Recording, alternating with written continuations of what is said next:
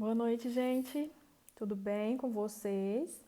Espero que todo mundo esteja bem descansado e pronto para mais uma aula. Na nossa aula de hoje, a gente vai começar a falar um pouquinho sobre relações ecológicas. É nessa aula que a gente vai estar encerrando a nossa frente B da apostila 1. Então, é a nossa última aula da frente B e a gente já começa na semana que vem a apostila 2 nas frentes A e B, pelo menos. Essa aula de hoje sobre relações ecológicas, ela vai se tratar sobre das relações que são estabelecidas entre os seres vivos. Então, na natureza, nenhum organismo vive sozinho. Os organismos eles sempre estão estabelecendo entre eles algum tipo de relação. Essas relações são chamadas no total, no geral, de relações ecológicas. Então, as relações ecológicas estabelecidas entre os seres vivos, elas são classificadas. Classificadas de acordo com o tipo de ser vivo que faz parte da relação ou da presença ou ausência de vantagem na relação estabelecida entre eles. Então, essas relações vão ser classificadas de relações intraespecíficas. Na intraespecífica, eu tenho o estabelecimento de relações entre seres vivos que são da mesma espécie. Então, eles trocam entre eles alguma vantagem ou alguma desvantagem, mas todos fazendo parte da mesma espécie. Por outro lado, elas são chamadas de interespecíficas quando elas são estabelecidas entre seres de espécies diferentes. Então, nas relações onde os seres não fazem parte da mesma espécie, eu chamo essas relações de interespecíficas. Se as relações estabelecidas trazem vantagens, elas são chamadas de relações harmônicas. A pessoa que não tem coordenação motora, tá? Sai tudo torto. Mas as harmônicas são aquelas em que ou ambos os seres vivos têm vantagens, ou pelo menos um deles tem alguma vantagem. O que não pode é ter alguém prejudicado, porque se um dos seres vivos é prejudicado, aí eu vou chamar essa relação de desarmônica. Então, a relação desarmônica, sem coordenação motora, é a relação estabelecida entre seres vivos, na qual um deles vai ser prejudicado, o outro, lógico, vai levar alguma vantagem, né? Então, aqui, a gente classifica esses organismos de acordo com o que é estabelecido entre eles. E, a partir disso, a gente vai reclassificar essas relações agora de acordo com as características da relação em si. Então, aqui, eu ainda reclassifico. A intraespecífica pode ser harmônica ou desarmônica, e a interespecífica também pode ser harmônica ou desarmônica. E, além disso, elas vão apresentar características a partir do que é estabelecido entre eles. Então, no primeiro caso, colônia. A colônia, ela é um tipo de relação que é estabelecida entre seres da mesma espécie em que todos os seres participantes da relação têm algum tipo de vantagem. Então, todo mundo leva vantagem nessa relação aqui. Então, ela é do tipo harmônica, por causa da vantagem, e ela também é intraespecífica, porque todo mundo aqui é da mesma espécie.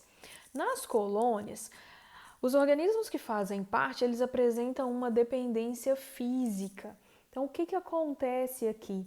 Os organismos que estão participando da colônia, eles literalmente vivem grudados um no outro. Entre eles tem uma relação de dependência física. Então, aqui ninguém vive sozinho. Na colônia, eles estão juntos, literalmente grudados fisicamente. As colônias, elas vão trazer vantagem para todo mundo, mas aqui todo mundo tem que participar da colônia, todo mundo tem que trabalhar, todo mundo tem que trazer também para o outro alguma vantagem. E de acordo com a organização da colônia, ela vai ser classificada em isomorfa ou heteromorfa. Então, a gente tem aqui, nas colônias isomorfas, organismos que são muito semelhantes. Eles têm fisicamente uma semelhança e também há aqui uma semelhança com relação à função que desempenham dentro da colônia. Já nas colônias chamadas de heteromorfas, eu tenho organismos que não têm semelhança física e também não realizam especificamente as mesmas funções. Como exemplo aqui, eu tenho a caravela portuguesa, né? É um tipo de quinidário, a gente ainda vai estudar os quinidários, Mas aqui, nessa colônia formada por quinidários, eu tenho organismos aqui em cima que são responsáveis pela flutuação da colônia em si. São chamados de organismos flutuadores. Embaixo aqui, eu tenho organismos responsáveis pela proteção da colônia em si e também pela captura de alimento. Então, nesse caso, como eles tanto variam a sua função, como também variam a sua forma física, a colônia é classificada como heteromorfa. No caso da isomorfa, como dá para ver na imagem, aqui a gente tem uma colônia bacteriana, né? Eles têm uma semelhança física muito grande. No segundo tipo de relação harmônica, ou seja, vantagem, e intraespecífica, ou seja, mesma espécie, eu tenho aqui estabelecida entre eles uma sociedade. Então, as sociedades, elas são estabelecidas entre seres da mesma espécie, mas que não apresentam dependência física. Nesse caso aqui, os organismos que fazem parte dessa sociedade, eles são livres. Então, se ele quiser sair andando sozinho, ele pode. Se ele quiser sair, brigar com alguém da sociedade e vazar fora, ele pode fazer isso. Então, ele tem essa independência física. Eles não estão literalmente grudados um no outro. Eles aqui, dentro da sociedade, eles vão apresentar uma divisão de trabalho. E, além disso, os organismos eles são divididos em castas. Estas castas estão relacionadas ao tipo de trabalho que é executado por cada participante aqui da sociedade. Então, as castas são como se fossem classes sociais, lógico, sem interferência de capitalismo.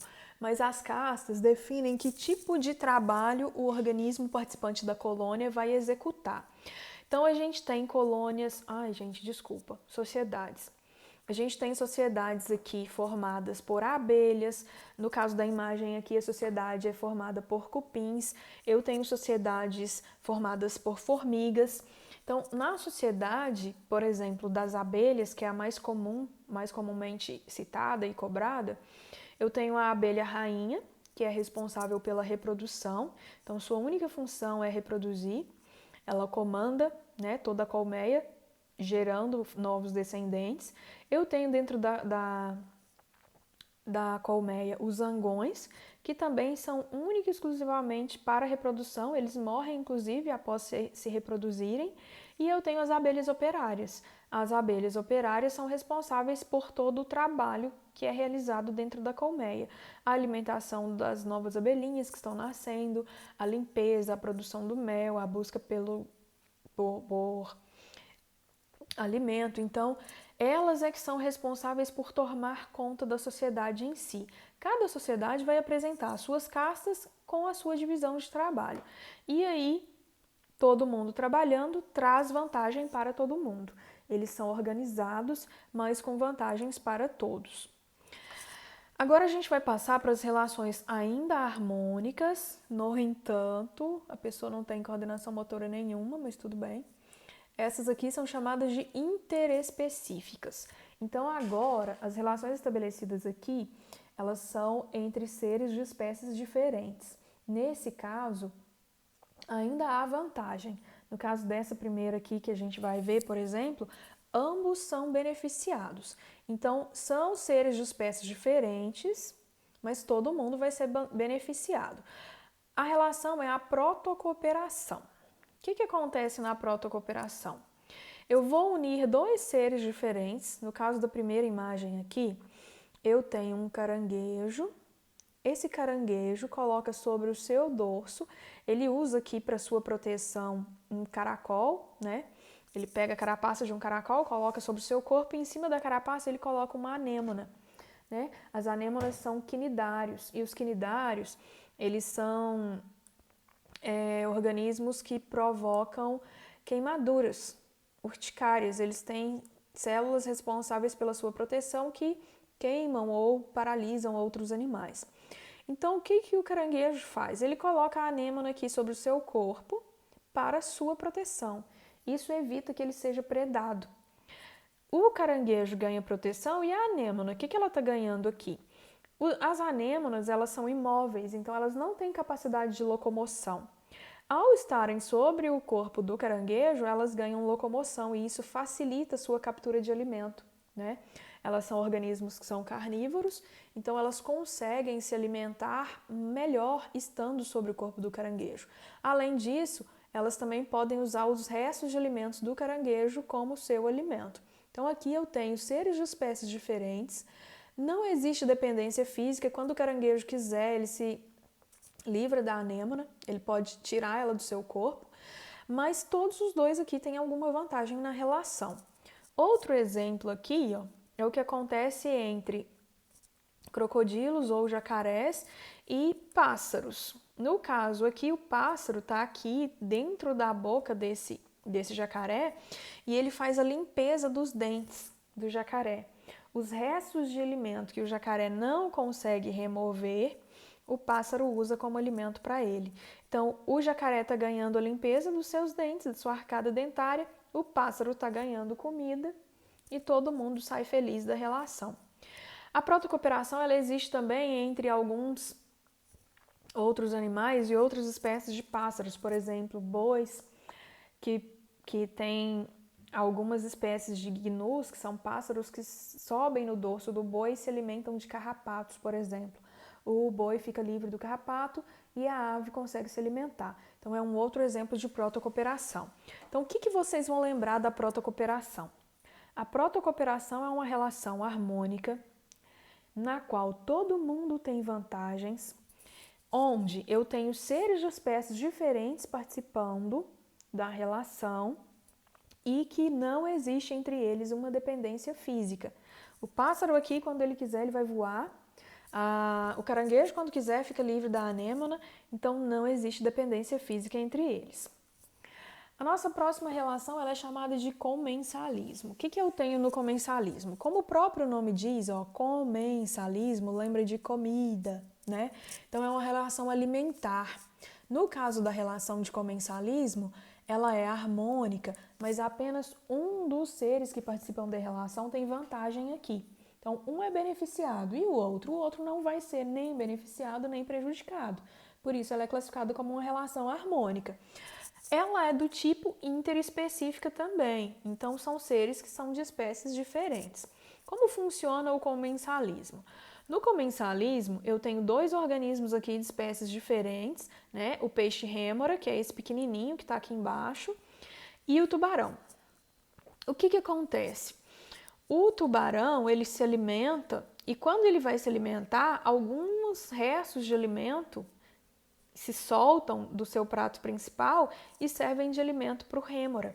Então, como eu tinha dito no início, ela é uma relação alimentar. Só o rêmora vai ser beneficiado. Então, apenas um dos organismos é beneficiado. E entre eles não existe dependência física. O rêmora pode se soltar daqui do tubarão quando ele quiser. Ele obtém a vantagem de se alimentar dos restos alimentares do outro, sem prejudicá-lo, porque o outro come o prato principal e ele não iria atrás desses restos de alimento. Então, ele não é prejudicado. Então, o comensalismo é bem tranquilo. Inquilinismo. Outra relação ecológica aqui. No inquilinismo, mais uma vez, eu tenho harmonia e entre espécies diferentes.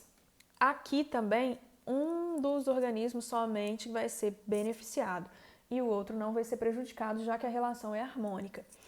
O que acontece aqui? Ó? Inquilinismo, lembrem de inquilino, alguém que aluga algo ou que está usando algo de outro. No inquilinismo, um ser usa o outro como moradia, alguém que alugou uma casa, é o inquilino da casa. Então, no inquilinismo aqui, o organismo ele usa o outro ser para buscar abrigo. Então, ele busca abrigo, mas ele não prejudica o outro organismo. Ele não causa nenhum dano. Aqui, como exemplo, a gente tem as bromélias, né?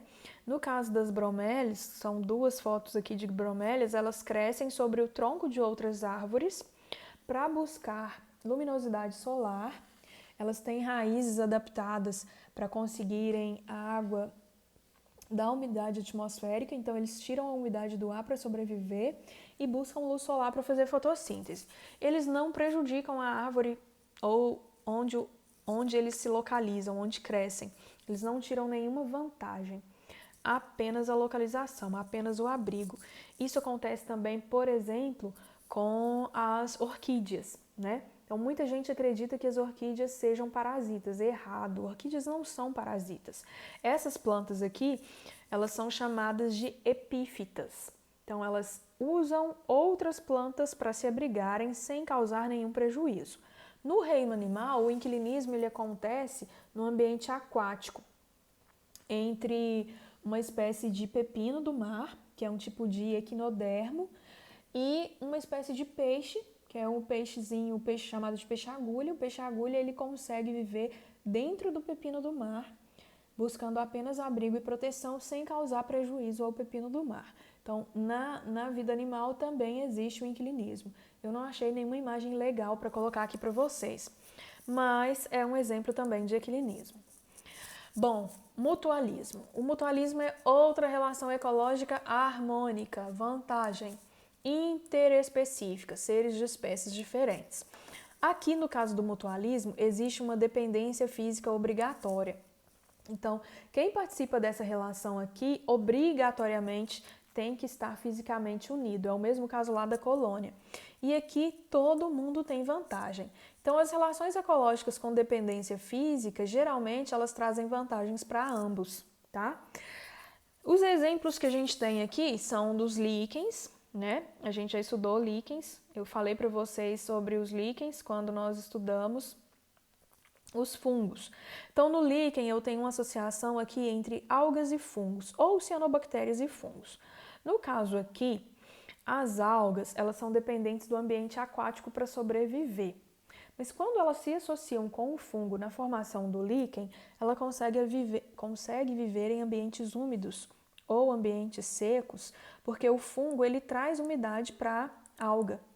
A alga produz alimento por meio da fotossíntese, ela distribui esse alimento para ela e para o fungo traz para a alga umidade, ele traz para ela também alguns sais minerais que ele capta do ambiente, então os dois têm vantagens e vivem super bem juntos. A partir do momento que a relação é estabelecida entre a alga e o fungo, na formação do líquen, eles não podem mais se separar, não existe possibilidade de separação. Outro exemplo aqui são as micorrizas, que eu trouxe aqui também a imagem para vocês.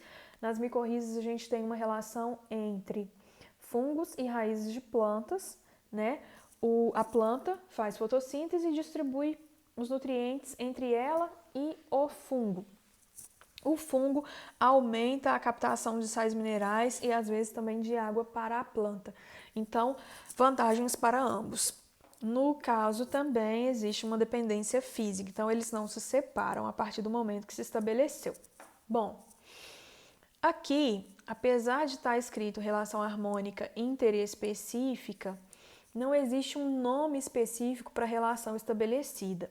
Então, ela é uma relação estabelecida entre as anêmonas do mar e o peixe-palhaço. As anêmonas, como eu citei lá no caso do caranguejo, são quinidários. Os quinidários, eles vão apresentar tentáculos, e esses tentáculos, eles são capazes de liberar substâncias tóxicas, urticantes, que provocam queimaduras. Mas o peixe-palhaço, ele é imune a essas substâncias, então ele não é afetado pela liberação das toxinas dos quinidários, dos tentáculos da anêmona. E no caso, entre a anêmona do mar e o peixe-palhaço, podem se estabelecer 3 tipos de relações diferentes. Pode acontecer aqui em caso de inquilinismo, quando o peixe ele só procura abrigo entre os tentáculos da anêmona. Então ele vem para cá para se abrigar, ele busca proteção, ele não prejudica a anêmona. Então nesse caso ele está usando do inquilinismo, é harmônica e é interespecífica. Pode acontecer também de ocorrer um comensalismo, quando o peixe se alimenta de restos de comida da anêmona, ou o contrário, a anêmona se alimenta de restos de comida do peixe.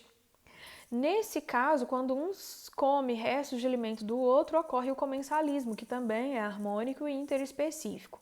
Ou pode acontecer uma protocooperação. O peixe vem para cá buscar abrigo, mas ele traz comida para a anêmona. Vantagens para os dois. Nos 3 casos eu não tenho dependência física e nos 3 casos ninguém é prejudicado. Então aqui depende do contexto da questão, depende do que a questão vai trazer para vocês. Vocês vão ter que analisar exatamente o contexto para classificar essa relação estabelecida entre os dois. Ela pode ser qualquer uma das 3 que eu citei. Bom, vamos começar agora com as relações que são chamadas de relações desarmônicas. As relações desarmônicas, elas são aquelas na qual um dos organismos é prejudicado. Então, alguém vai tirar vantagem e alguém vai ser prejudicado. Na relação desarmônica, primeiro a gente vai começar com a intraespecífica, que é entre seres da mesma espécie. Como exemplo de primeira relação intraespecífica desarmônica, eu tenho o canibalismo. No canibalismo, um organismo usa o outro como fonte de alimento. Isso acontece muito na natureza com organismos do filo dos artrópodes. Então aqui eu tenho, por exemplo, um louva-a-Deus. Essa aqui provavelmente é a fêmea, na verdade, na certeza ela é a fêmea. A fêmea, ela se alimenta do macho logo após a cópula. Isso garante que ela consiga produzir um número maior de ovos e que esses ovos sejam mais saudáveis. Então ela literalmente come a cabeça do macho após a cópula. Isso acontece também com a viúva negra. Ela também vai se alimentar do macho logo após a cópula entre os dois. Então, no canibalismo, relação bem simples, um organismo se alimenta de outro da mesma espécie. Usa o outro como fonte de nutrição. Dentro da mesma espécie, então ainda intraespecífica, também pode haver competição. Na competição, os organismos eles lutam, literalmente eles brigam por fêmeas para reprodução, ou eles brigam por espaço, ou eles brigam por alimento. Então, aquele que sai vencedor, geralmente o maior ou geralmente o mais novo, né? Ele acaba eliminando o outro daquele espaço, tirando daquele outro a possibilidade de se alimentar ou de se reproduzir. A competição, ela não acontece somente dentro da mesma espécie, tá? A gente vai ver que acontece entre espécies também.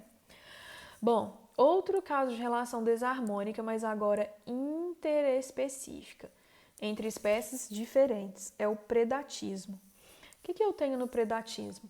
Eu tenho um organismo usando o outro como alimento. Então, é quase que um canibalismo, com a diferença de que aqui eles têm espécies diferentes, eles fazem parte de espécies diferentes. Então, um organismo usa outro organismo de espécie diferente para se alimentar. Esse é o predatismo. O predatismo, ele pode acontecer entre animais e plantas, e nesse caso ele é chamado de herbivoria. Então, quando um animal se alimenta de uma planta, né, aqui o pandazinho está comendo, né, sua plantinha, folhinha de bambu, e aqui a lagarta se alimentando de uma folha. Então, quando um animal se alimenta de uma planta, eu chamo esse predatismo de herbivoria, usando a planta como fonte de alimento.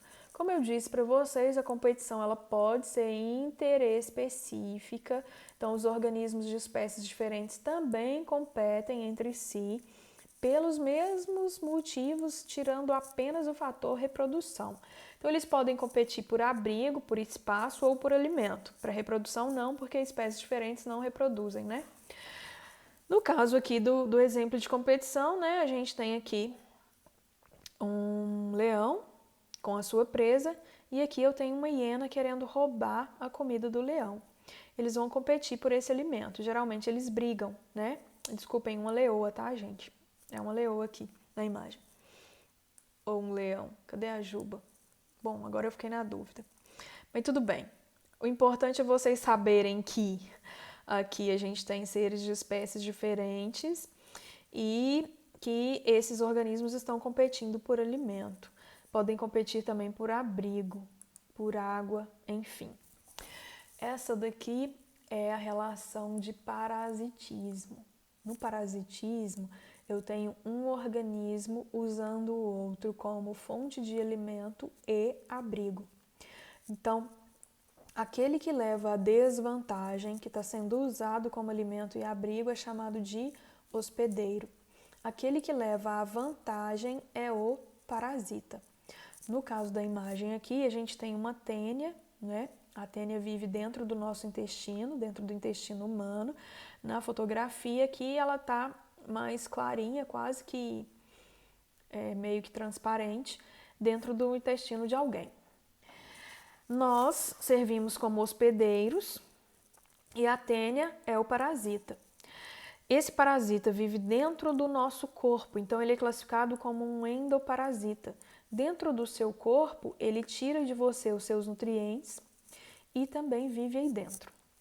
Os parasitas também podem ser classificados como ectoparasitas. Um ectoparasita é um organismo que vai viver fora do seu corpo, mas ele também vai tirar de você algum tipo de nutriente.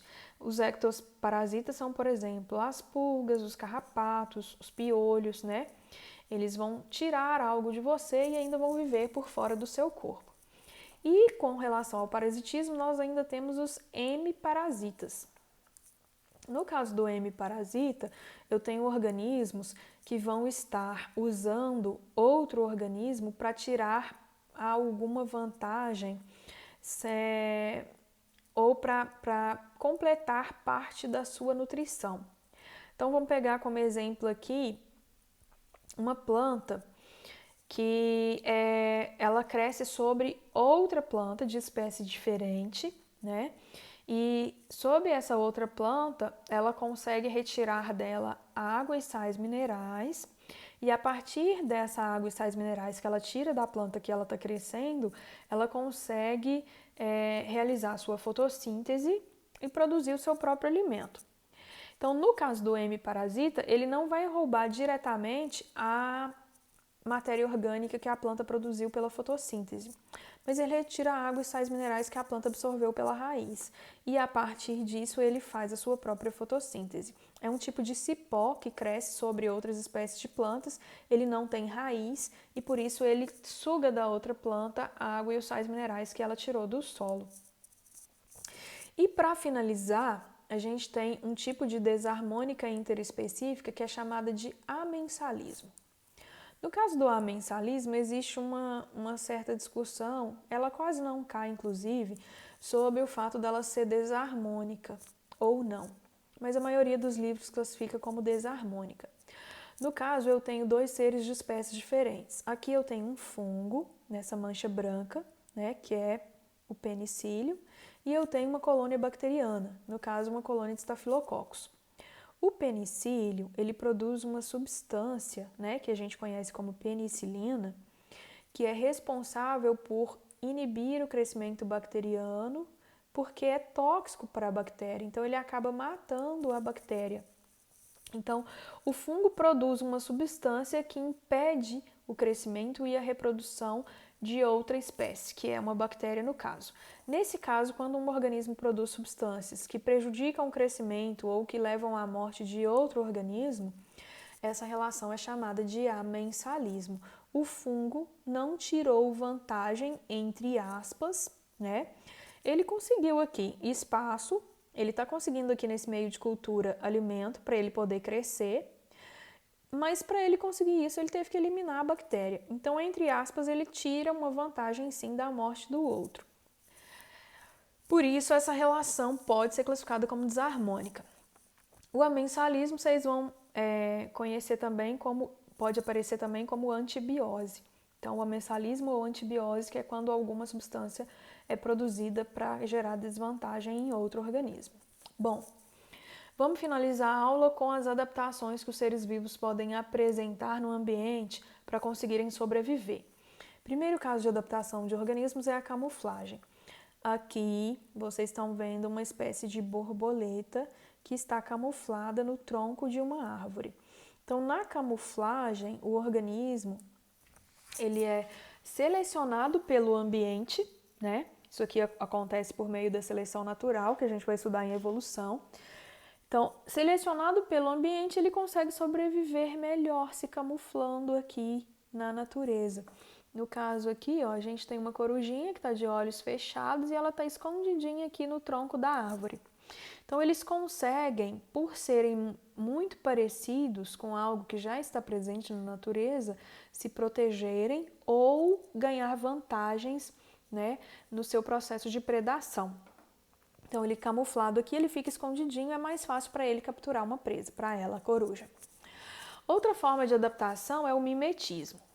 no mimetismo, eu tenho organismos que, por seleção natural também, foram selecionados pelo ambiente, eles conseguem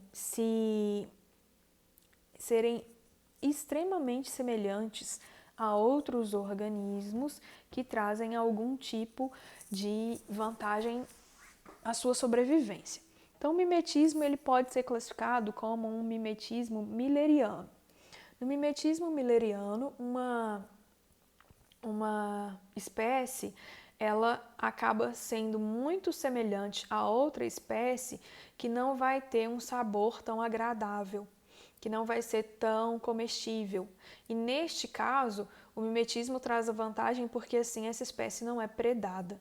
Então, consequentemente, por se assemelhar a outra que não é tão comestível, que não tem digamos assim, não tem um número de predadores muito grande, porque não tem um sabor tão bom e tão agradável, ela acaba sobrevivendo porque também não vai ser predada, porque o predador ele grava na sua memória um padrão de coloração e tamanho que faz com que ele elimine todos que fazem parte dentro desse mesmo padrão.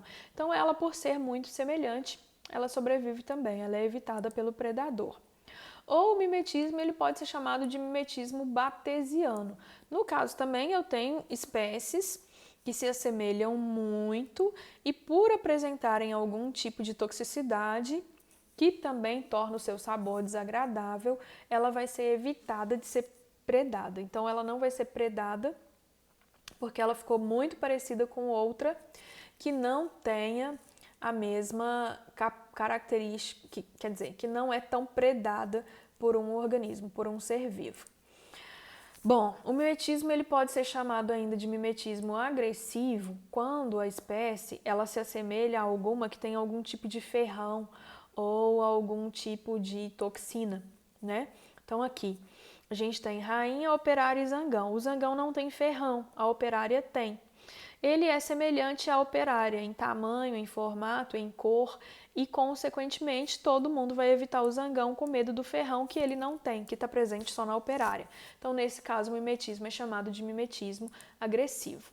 E a gente ainda tem o mimetismo que acontece, e nesse caso ele não tem um nome, é só mimetismo mesmo, que acontece entre espécies, né, diferentes, quando uma é selecionada pelo ambiente porque ela se assemelha muito à outra que é tóxica e perigosa.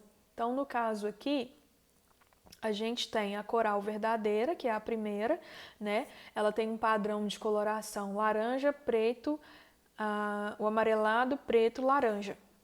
Esse padrão de coloração é identificado pelos organismos na natureza que já sabem que ela é venenosa e mortal.